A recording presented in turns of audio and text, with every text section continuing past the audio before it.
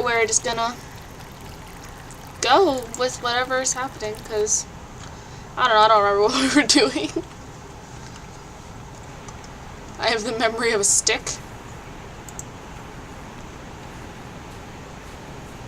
Oh, they put a little gravestone up for him. That's nice. I like it. It's sweet. He's got his own little memorial. Name of peace, Carmichael.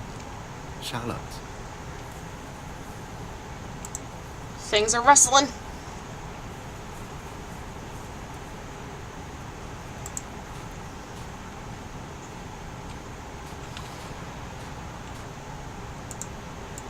Can I not go any further? Okay, I guess I'm not going this way then.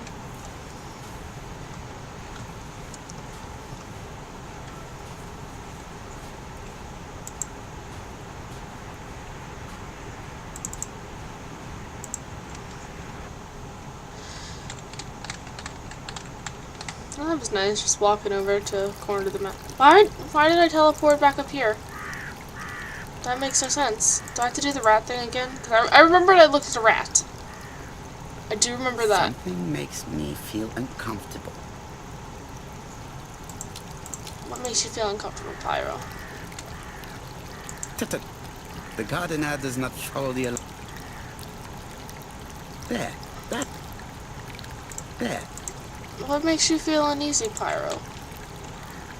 What could possibly make you feel uneasy about investigating a murder? These crows are annoying, man. They're really loud. And I can only hear them in one side of my ear.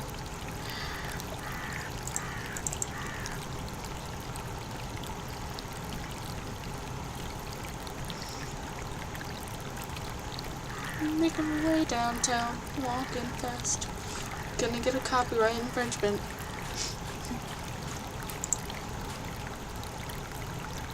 It was probably the gardener. Look here. This subject will probably be useful to me. Let us now try and get our brain cells to work. Oh yeah, I remember. This is where the last video ended off, because I couldn't figure it out.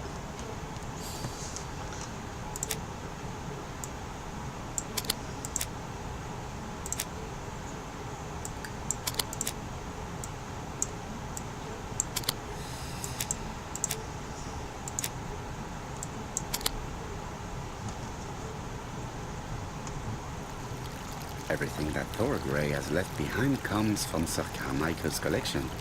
He most probably gave them to her, but she chose to leave them here rather than run the risk of being accused of theft. It is understandable when you know just how much Lady Clark mistrusted her. Let us now try and get our brain cells to work. I thought that said prisoner, but it says poisoner. I don't know, man. Alright, or rat poison.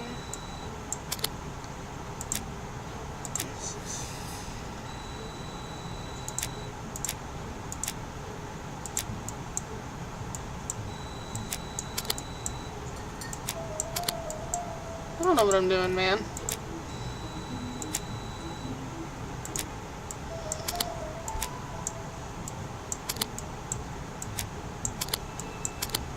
I honestly don't think I know enough to do this. Oh, apparently I do know enough to do it.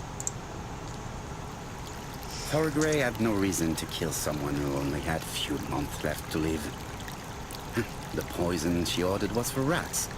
The gardener must have made good use of it, considering the stinking remains on the path not far from the property. I've finished here. I must put the skeleton key back and inform Hastings that I'm returning to London.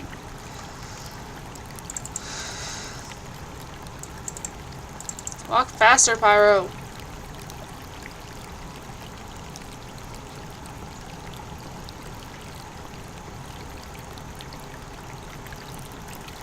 This camera angle, man.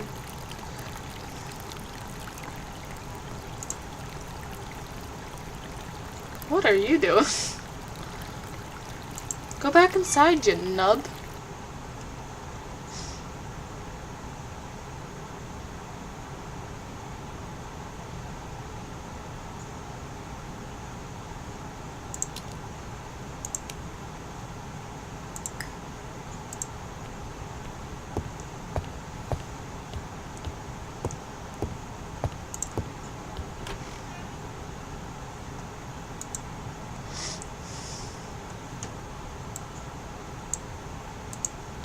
Après le...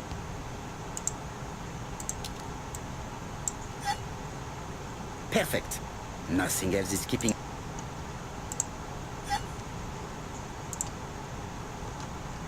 Could have kept it, I mean.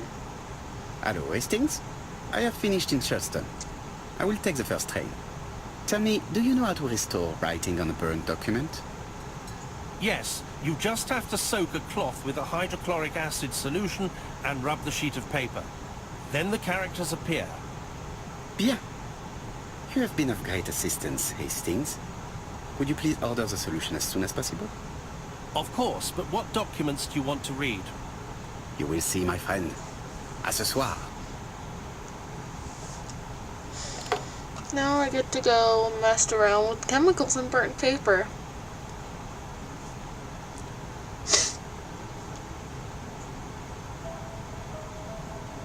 Donald Fraser is here.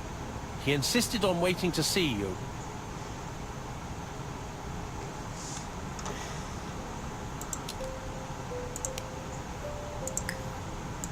Is that him breathing? Jesus. Oh my god, go over here, Pyro, please.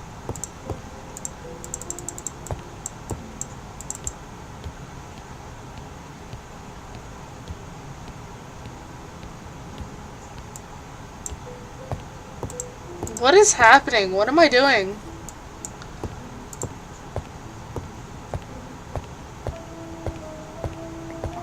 Hastings, it would appear that you are getting slightly thin on top. Really?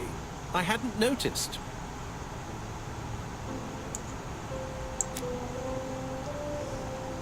This man is tired.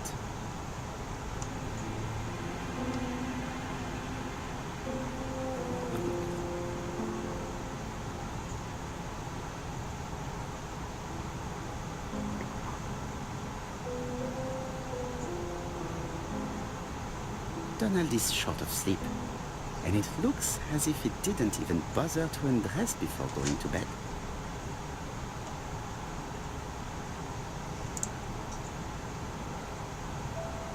Mr. Prado, I don't know why I'm here.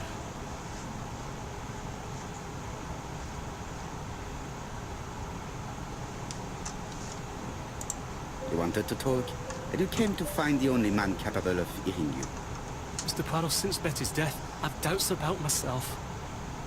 I don't know what to do. And I keep having a horrible dream 3 nights in a row. Have a drink, and tell me about this dream.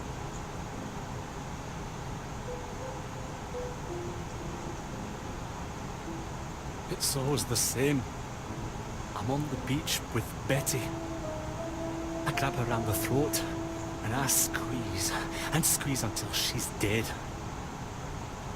Her head falls back, and I see that it's no longer Betty. It's Megan's face. Have you seen Megan Barnard recently? Yes, our grief has brought us together. I never really knew her before. She's really quite a remarkable girl. But I would never tell her about my dream. Why not? Is it her you are attacking in your dream? No, it's Betty. And once Betty is dead, it's Megan's face that appears in its place. Very interesting. Let us now try and get our brain cells to work. He never says little gray cells. I don't know why it says it in the captions.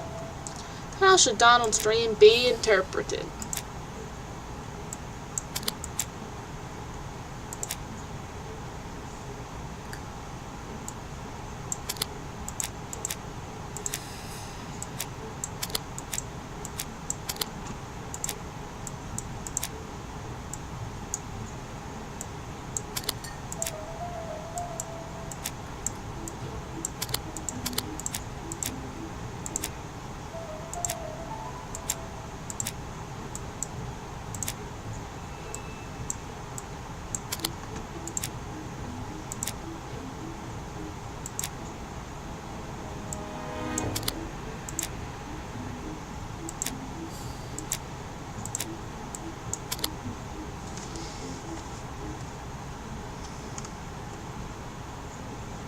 Mr. Fraser, I think that the real meaning of this dream is that you are in love with Megan Barnard.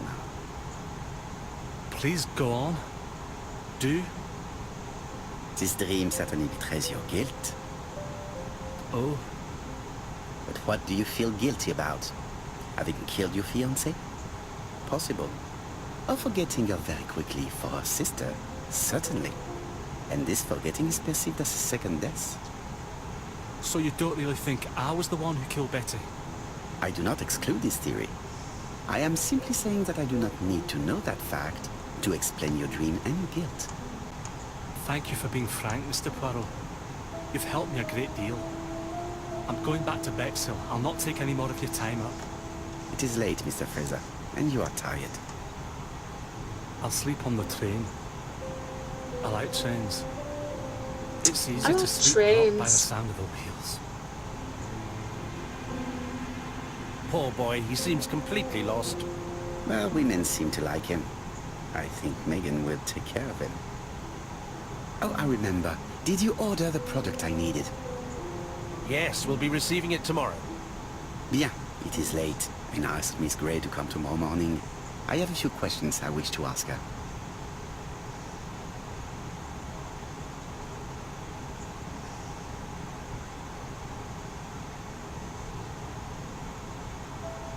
Mademoiselle, I asked you here in order to answer a very important question.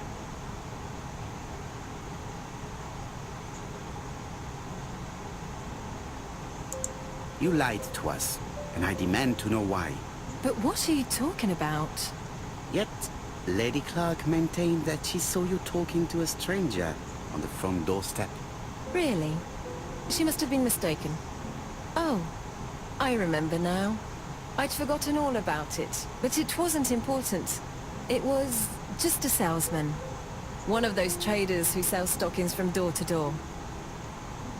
Can you describe him to me? Medium size, glasses, dark suit, and a felt hat. Not the sort of man you notice. Completely harmless.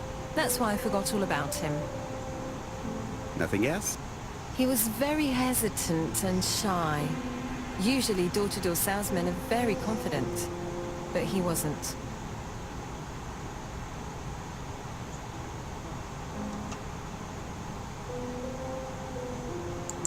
You did not leave Churston willingly, I believe. I don't wish to lie. Lady Clark did not appreciate my presence. And Franklin could not go against the wishes of a sick lady. He is a good man, and he worries a great deal about his sister-in-law. I noticed that you left some personal belongings behind at Churston.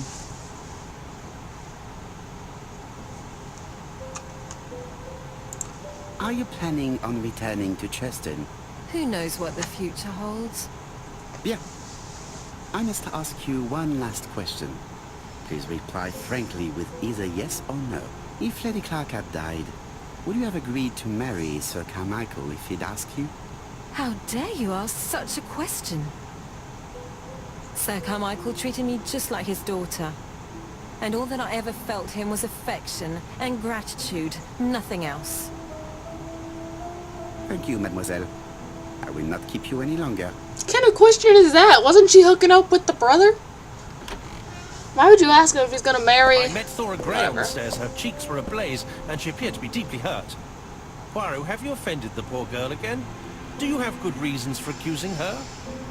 I accused her of nothing, Hastings. I simply asked her an important question she did not answer. Let us see if we can answer it for her. Let us now try and get our brain cells to work. I feel like all this episode is brain cells. Would Thora marry Sir Carmichael?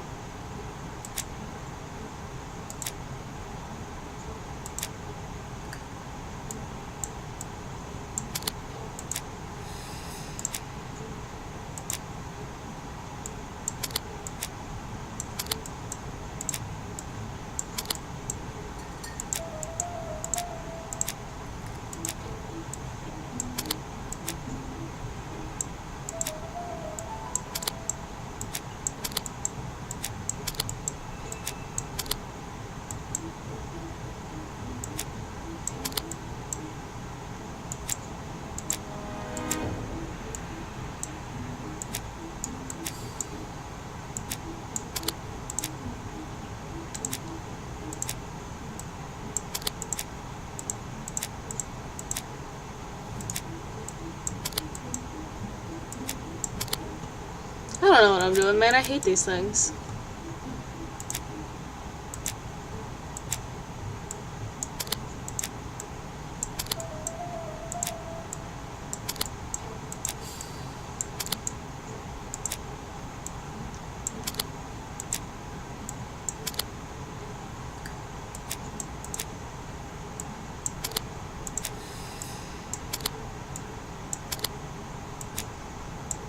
I'm so confused, man. I don't know what I'm doing.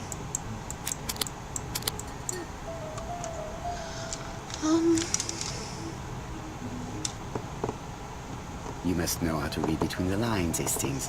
When Sir Carmichael refers to paternal affection, he's lying to himself. Read this engraving on the brooch. A dark dragon for an angel with glossy hair. These are the words of a lover, not a father. Lady Clark was not wrong. What if Sir Carmichael had fallen in love with his secretary? That doesn't mean that she forced him to do so. True, there are extenuating circumstances. She is a penniless orphan. But she's calculating. Just look how she avoided it when asked if she would have married Clark. I see. You think she seduced Sir Carmichael for her own gain, and that now she is doing the same with his brother. Poirot, your world is a very dark place.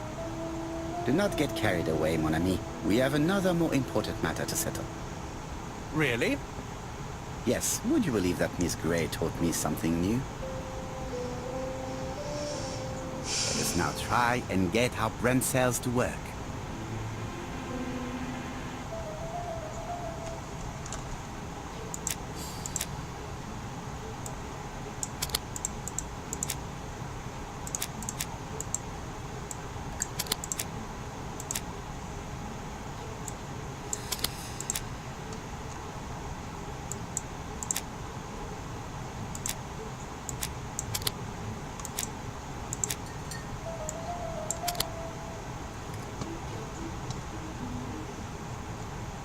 It's perfectly clear, Hastings, perfectly clear. Indeed, a stocking seller visited Andover, Bexhill and Churston on the day of each murder. We have our suspect. This should be of interest, Job.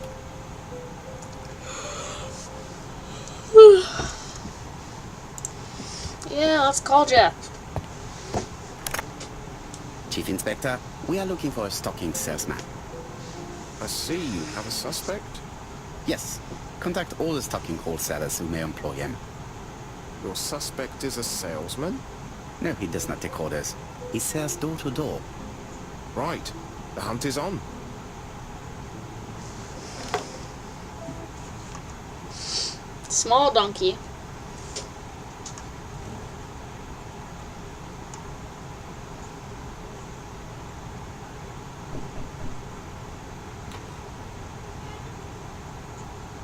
Are you leaving, Mr. Cust?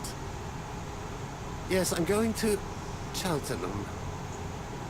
You shouldn't travel today. You don't look very well. I have to. I have engagements. I must respect them.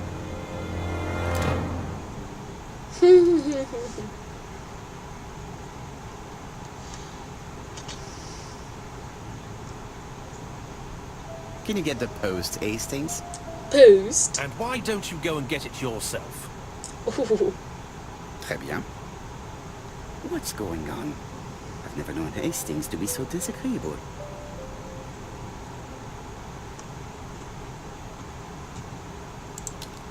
Hastings is not having it.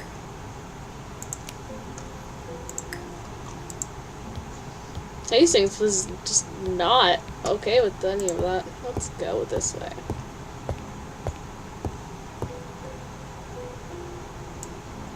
Doo-doo. Poor Mr. Poirot. I'm quite sorry for you. If at first you don't succeed, try again. We've a long way to go still. Typery? No, that comes later. Letter T. Next little incident will take place in Doncaster on September 11th. So long. ABC. I should compare this letter with the one on my desk which I received earlier to see if it does indeed come from the same person.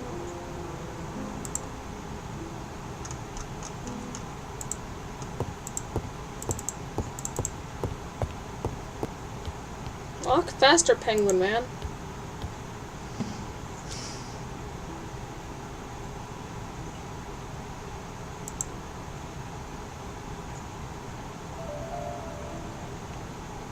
Let us examine this more closely. Certain characters in the two letters may have similar I've done this like 4 times now. You don't need to keep going over this it. eye is weird. Right. Let us Yes, the eye characters in the two letters do indeed have the same defects. I have to find some other similar defects to confirm my theory.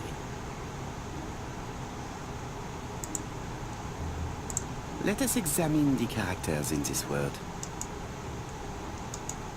Right, let us go. I don't see any. Let us examine. That's what I'm trying to do. I don't know what you're going to do. Right. Let us compare this with the other letter. I don't see anything in Whatever, man. Yes, the A. Right. Let us That's right. The A characters in the two letters do indeed have the same defects.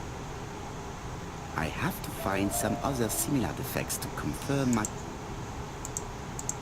Done it like 6 times now, bruh. The W. Right. Let us... Of course, the W characters in the two letters do indeed have the same defects. My theory was right.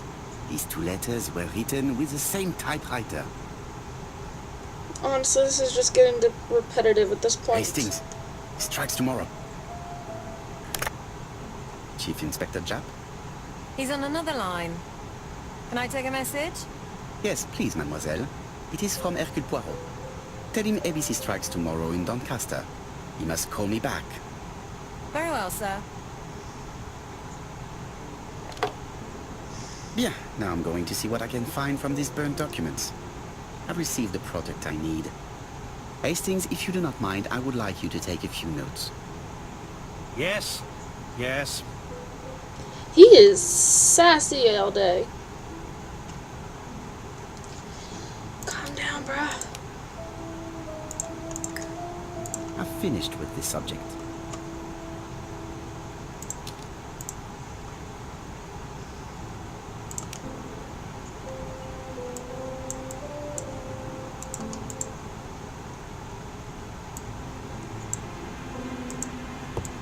Where do I...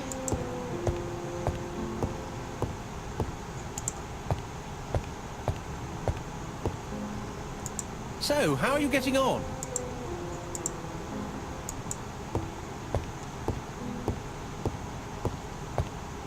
So... Now, down to work. What of this needs putting in order a little?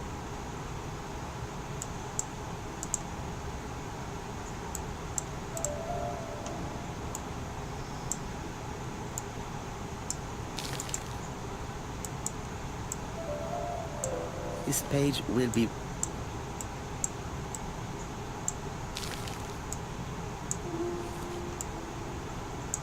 This page is finished. That's done. 3 more.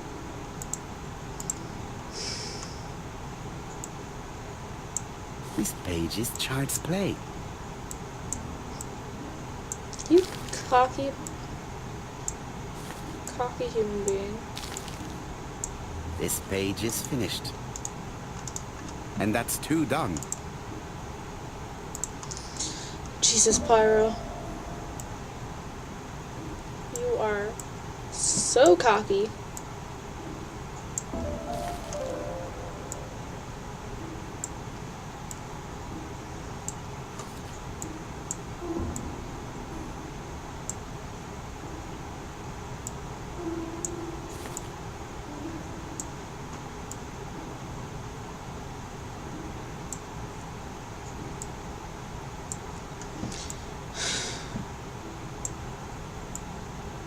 is this not going anywhere?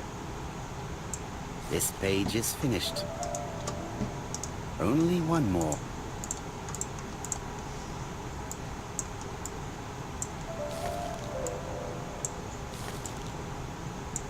I think that this page is finished. All the pages are reconstructed.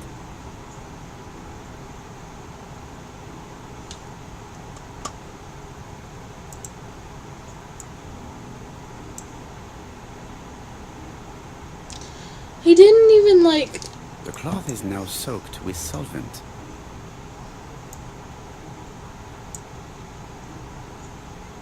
I don't... Got it! Make a note, Hastings, make a note. Mrs. Alice Asher, shop owner in Andover. Tracheitis, hemoptysis, prescribed laudanum. Laudanum. I got it. Look. Poirot, where on earth did you find these files? On a fire at the bottom of the garden at campsite. All right, but where did the person who burned them find them?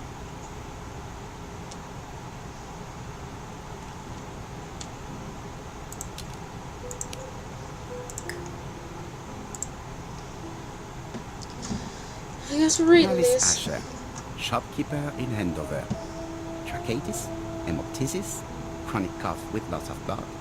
Prescribed laudanum-based cough medicine. Betty Barnard, waitress in Bexhill. Chronic bronchitis, causing dysphonia. Advised to stop smoking. Alexander Bonaparte Cust. While wounded, mustard gas and head trauma. Pulmonary emphysema. Hemoptysis. Coughing fits with blood. Suffers from absences and amnesia. Dick Dudley Dunbar, owner of the Black Swan Hotel in Doncaster. Asthmatic, heart disease, heart condition. Let us now try and get our brain cells to work. A Dick Dumbler.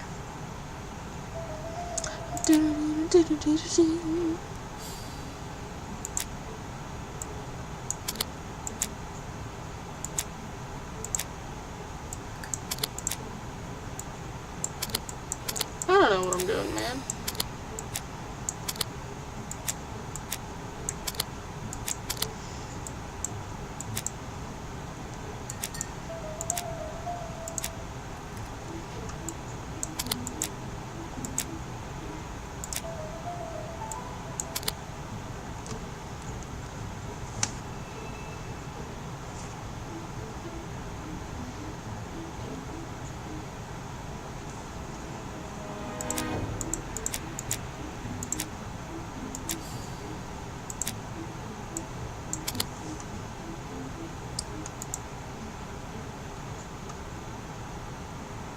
The burned documents are medical records, and without a doubt they come from Clark's archives. First of all, because all the patients have throat conditions. And secondly, their name starts with either A, B, C, or D. And it is precisely the files that match these letters that have been tampered with. But why burn these files? How come the names of the two victims appear on them? And who are the two other patients? These are very good questions.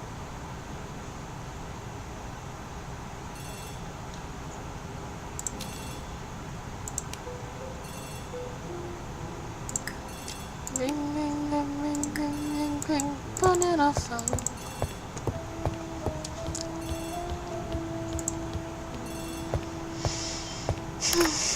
Hello, Poirot? Any news, Chief Inspector? You wanted a stocking seller? We have one. Reported by his landlady, who thought he was behaving suspiciously. He has the most unbelievable name.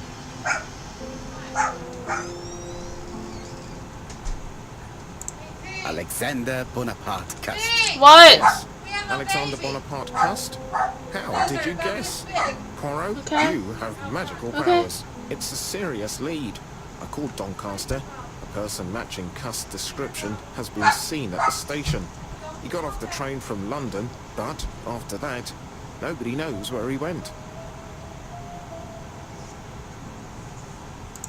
Look for him at the Black Swan Hotel. What? How do you know he's there? Trust me, Chief Inspector. You appear Sorry to be about very that. sure of yourself. Very well. I'll call the Black Swan straight away. The owner is going to get a shock when he learns that there's a murderer under his roof.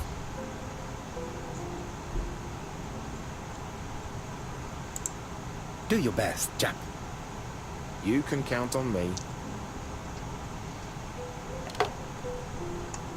Hastings, everything is at stake. With a little luck, our main suspect will soon be under lock and key.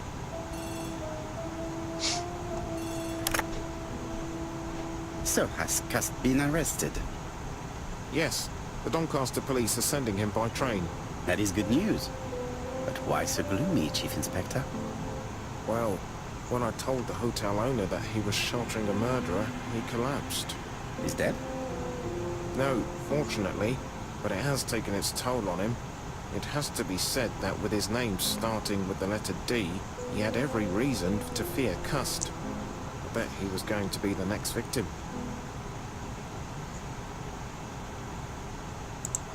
Come now, Chief Inspector. He's at the hospital and the doctors are taking good care of him. You think so? Of course. Do not feel down, Chief Inspector. Let us focus on our investigation. While we're waiting to question Cust, we could search his room in London. Where does he live? The Marbury Guest House? I'll see you there. Yes, but start without me. First of all, I have to sort out a few details for Cust's transfer. I understand. À bientôt. Hastings, we are making good progress. Please go and search the room of our #1 suspect. With pleasure. I did have a dentist appointment, but I'll cancel. The dentist. So that is why you are so nervous and bad-tempered. A visit to the dentist is never an enjoyable prospect. But an unavoidable one. Go to your appointment, Hastings. I will manage on my own.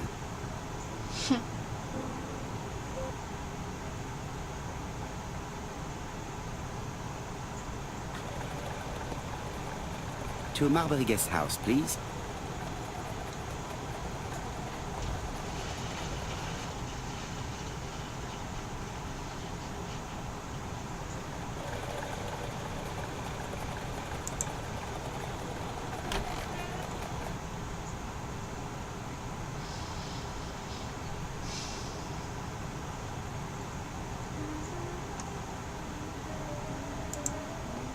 Potatoes. How do you do? You must be Mr. Hercule Poirot. Chief Inspector Jack told me that you might be coming.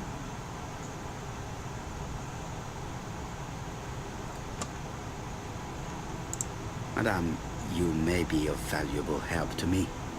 It would be my pleasure to help you. Will there be some journalists there as well? I think you might even be interviewed. You are key witness. I've suspected him for some time, but he appeared so harmless. Oh yes, sometimes he got angry and waved his arms about. But even then, he wasn't frightening. And he was as gentle as a lamb again immediately afterwards. It was only this morning that I understood. He told me he was going to Cheltenham, but my daughter saw him at Euston Station.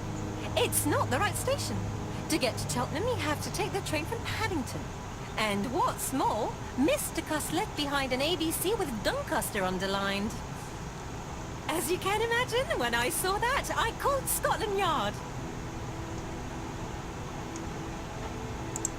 Well done. You were right. He did go to Doncaster.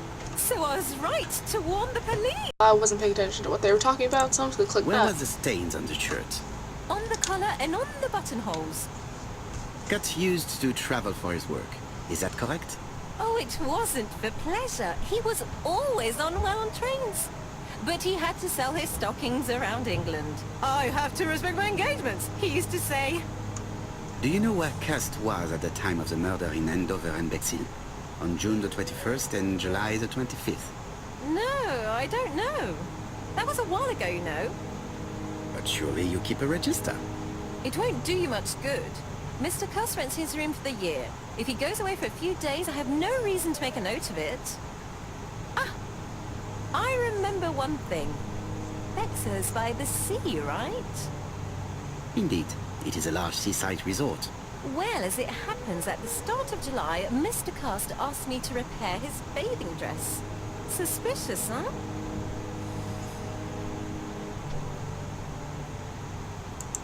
Very interesting. Please continue. I also forgot to say that he started buying newspapers that talked about the case. When did he start buying the newspapers? Let's see. I think it was just after the millionaire's murder in Churchton. He didn't seem all that interested before that. That will be all for now.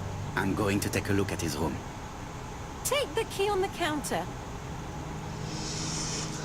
Her voice is annoying. I should check the register. Mrs. Marble. I don't think my register will help you. Mr. Cuss rents his room all year. If he goes away for a few days, I have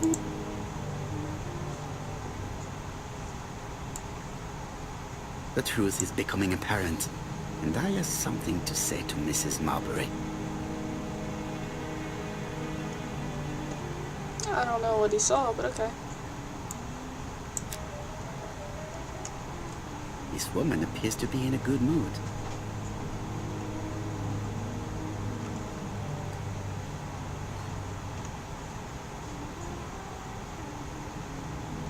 Mrs. Marbury is in a good mood.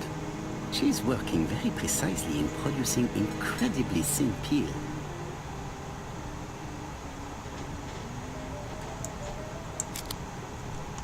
Mrs. Marbury, if I am to believe the register, you rented room 306 to a certain Mr. Fishman on the day of the Bexley murder?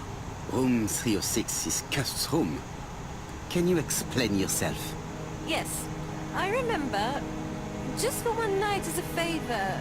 Mr. Custer was away, all my other rooms were taken, and poor Mr. Fishman had nowhere to go.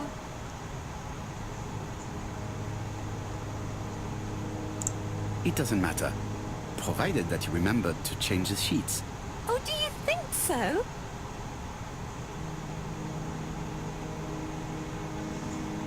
Okay, so I'm going upstairs now.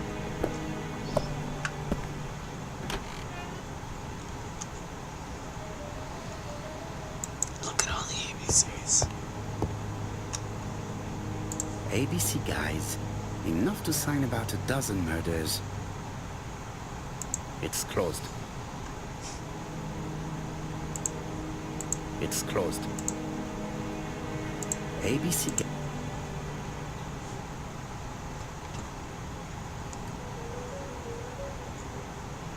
ABC. ABC. It's closed.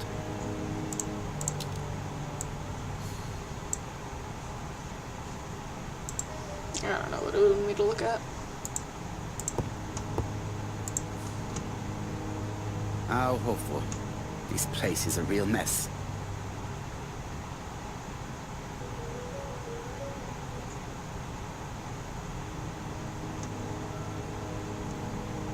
The least we can say that Mr. Cust is not very concerned about order and balance.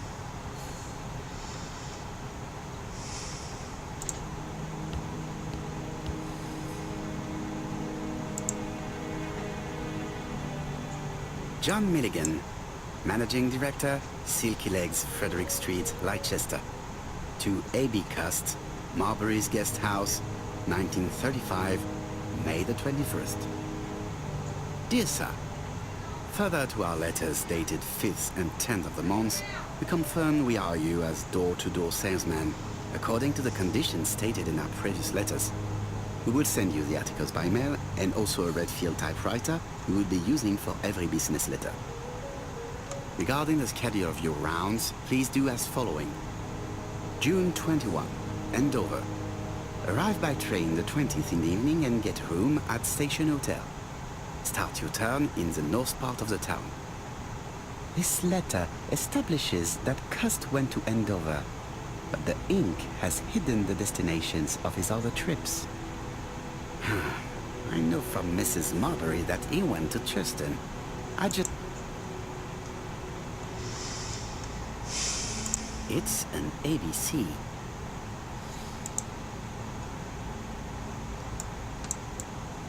A long-bladed knife. A murderer's weapon. This subject will probably be useful to me. Cast is parsimonious. He keeps his pencils and sharpens them until there is nothing left. It is clear that he did not grow up in luxury. Did Cast drop it when he opened the window? Or was it Mrs. Marbury while she was cleaning?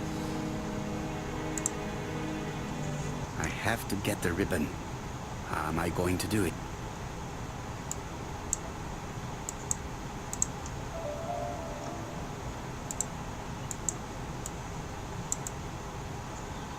The left-hand heel has been removed.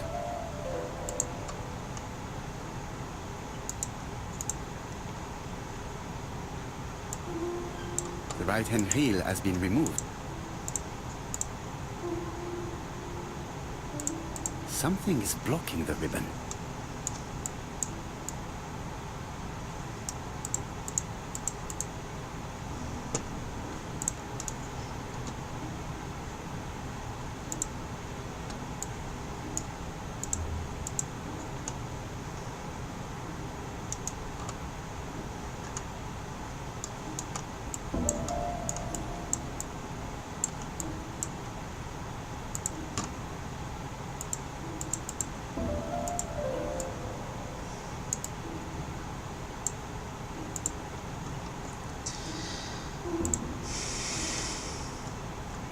And here is the ribbon. Let us see if it was indeed used to write the letters sent by ABC. I only need the ink ribbon for my inquiry. I will let Jack clean the keyboard if he wishes.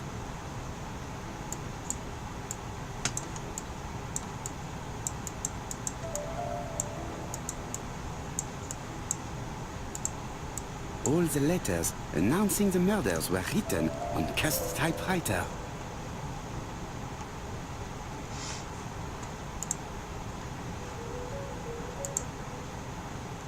The least we can say that Mr. Cust is not very concerned about order and balance. ABC guys, enough to sign about a dozen murders.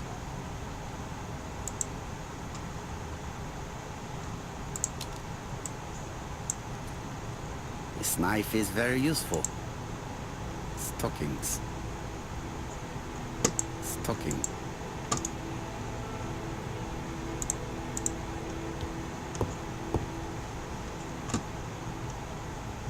All the main articles referring to the ABC case are here, from the Churston murder onwards. Nothing before that date.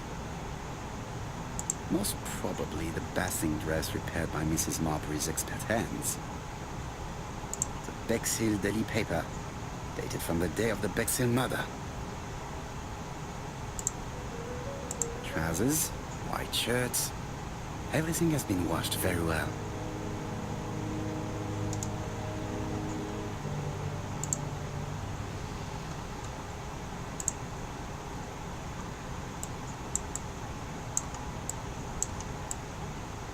Laudanum Cameron's chemists.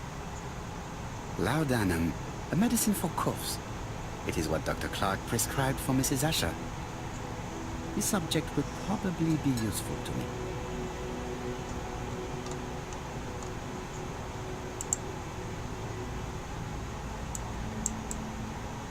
Diethyl barbituric acid, Johnson Company. I know this medicine. It is a powerful sedative. This subject would probably be useful to me.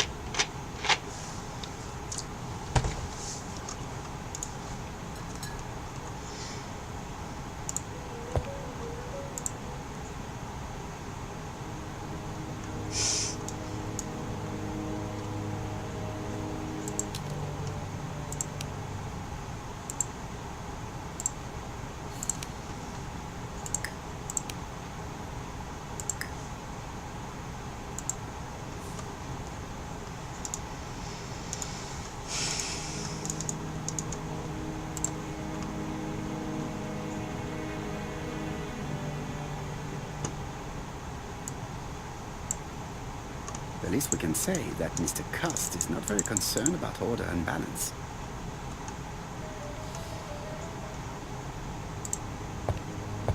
War of 1914-1918.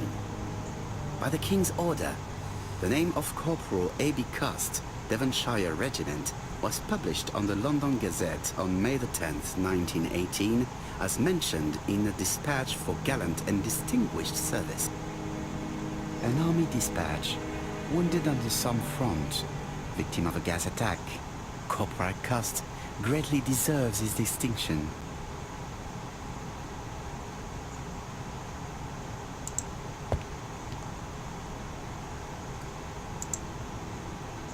The least we can say that Mr. Cust is not very concerned about order and balance.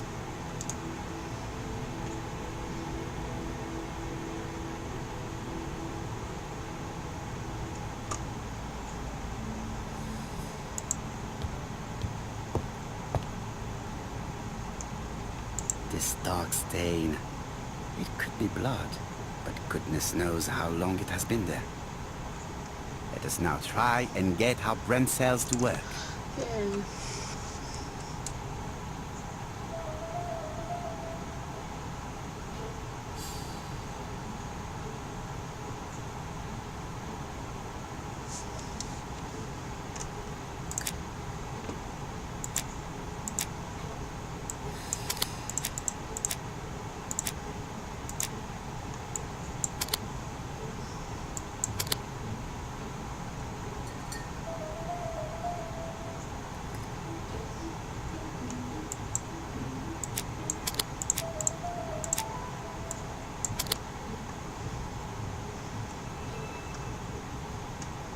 The register shows that Cust did not sleep at the guest house on the day of the murder. Where was he? Bexhill. The Bexhill paper reveals it.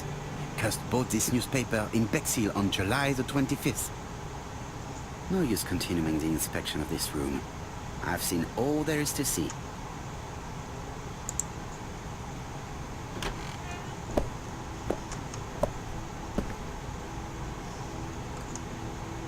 Goodbye, Mrs. Marbury. Thank you for your help. Bye. Ah, Chief Inspector. I was about to leave. Good evening, Chief Inspector. Welcome. Please excuse me, I must go to the kitchen. I'll leave the key of Mr. Cust on the counter.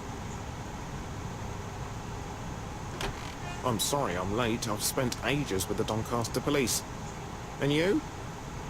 I have established one fact. On 3 occasions, Cust was at the scene on the day of the crime.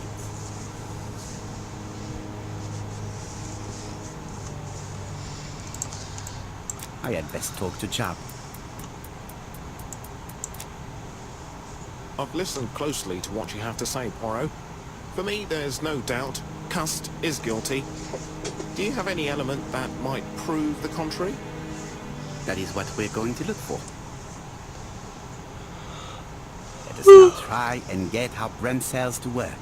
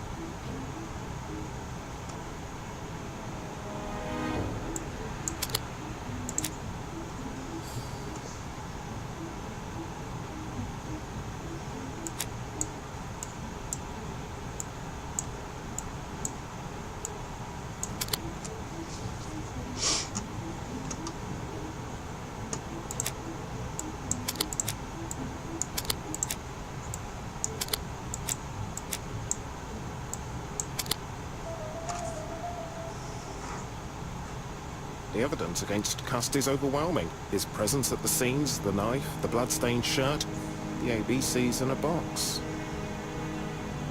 C'est vrai. However, the blood Mrs. Marbury saw on Cust's shirt may have been his own. According to his medical records, he suffers from hemoptysis. The murderer cut Sir Carmichael's throat from behind, and the blood spurted outwards. You would expect the murderer's shirt to be stained on the sleeves, not on the buttonholes, yet we see quite the opposite. You would expect the murderer to keep the newspaper articles about his crimes. But Cust's collection starts in Cheston, as if it discovered the case rather late. I agree it's troubling, but it doesn't change my mind. There's small details that we should be able to clear up by questioning Cust. When can you talk to him? Doncaster is sending him to us on the first train. Are they questioning him already? He says he can't remember a thing. It's plausible. Doctors say he suffers from absences and amnesia. Mrs. Marbury has confirmed this. He may have done the murders in an altered state. A familiar situation. It's not enough to clear his name. Dr. Thompson insisted that even if you don't know what you're doing, you never commit a murder without wanting to. Très intéressant. I shall remember that. Right. I'll go and examine the suspect's room. Chief Inspector, I took the liberty of removing a few clues to examinatum. All right, we'll discuss them tomorrow. In the meantime, I'm going to see if you've missed something.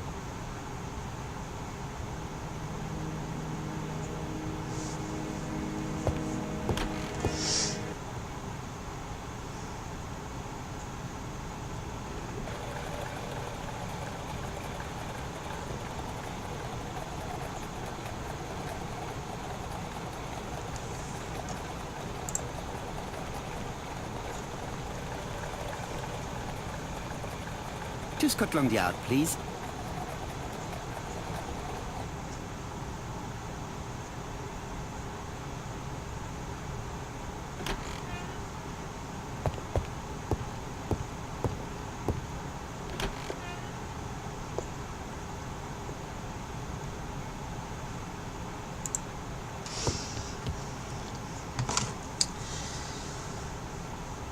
And with that, I'm going to end the episode here. Hope you all enjoyed, and goodbye.